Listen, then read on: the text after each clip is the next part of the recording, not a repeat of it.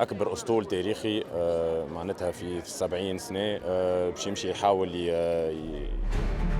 4টি আন্তর্জাতিক স্বেচ্ছাসেবী সংগঠনের 55টি জাহাজ আর 44টি দেশ থেকে আসা স্বেচ্ছাসেবী 31 আগস্ট স্পেনের বন্দর থেকে যাত্রা শুরু করেছিল ফিলিস্তিনের উদ্দেশ্যে।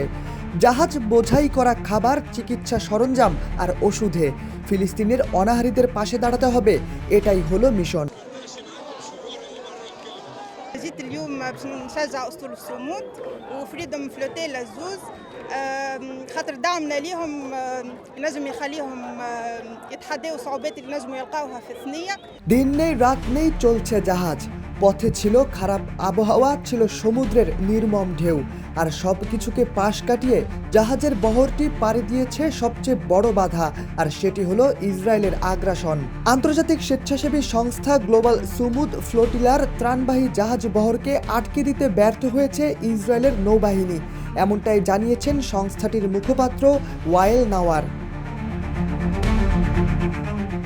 এক্সট্রিম মশার কয়েল প্ল্যান্ট ফাইবার দিয়ে তৈরি, ডেঙ্গু, চিকুনগুনিয়া বাহি সহ যে কোনো মশার বিরুদ্ধে দেয় এক্সট্রিম সুরক্ষা। ইসরায়েলের কাছে ছিল অনেক অস্ত্রই, ছিল দূরপাল্লার ক্ষেপণাস্ত্র, ব্যালিস্টিক মিসাইল। সুইচ টিপলেই ধসিয়ে দেওয়া যেত জাহাজের বহরটিকে। তবে এ যাত্রায় ইসরায়েলের নৌবাহিনী পরাস্ত হয়েছে।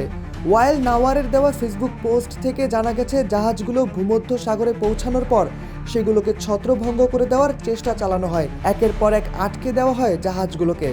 তবে সবশেষ প্রতিটি জাহাজই ইসরায়েলের নৌবাহিনীর হাত থেকে মুক্ত হয়ে সামনের দিকে এগিয়ে গেছে। বিভিন্ন গণমাধ্যমের খবর হলো 2 অক্টোবরের মধ্যে জাহাজগুলো গাজা উপত্যকায় পৌঁছবে। 2023 সালের পর থেকে ফিলিস্তিনের এই ভূখণ্ডে ধ্বংসযজ্ঞ চালিয়ে আসছে ইসরায়েল। দেশটির যোগাযোগ ব্যবস্থার উপর চরম আঘাত আসার পর প্রতিনিয়ত খাবারের অভাবে ভুগছিল গাজার মানুষ। তারপর আসে পণ্য পরিবহনে নিষেধাজ্ঞা। নিয়ম অনুসারে কোনো দেশই ফিলিস্তিনে কোনো প্রকার খাবার ও চিকিৎসা সরঞ্জাম সরবরাহ করতে পারবে না। তারপর থেকেই কৃত্রিম এক দুর্ভিক্ষের মুখে পড়ে পুরো ফিলিস্তিন।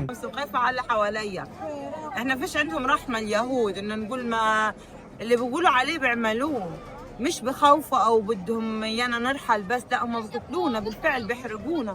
সবশেষ খবর হলো, এই উপত্যকায় খাবারের অভাব এতটাই চরম মাত্রায় পৌঁছেছে যে আটার অভাবে ডালের গুঁড়িকে কাজে লাগিয়ে তৈরি করা হচ্ছে রুটি।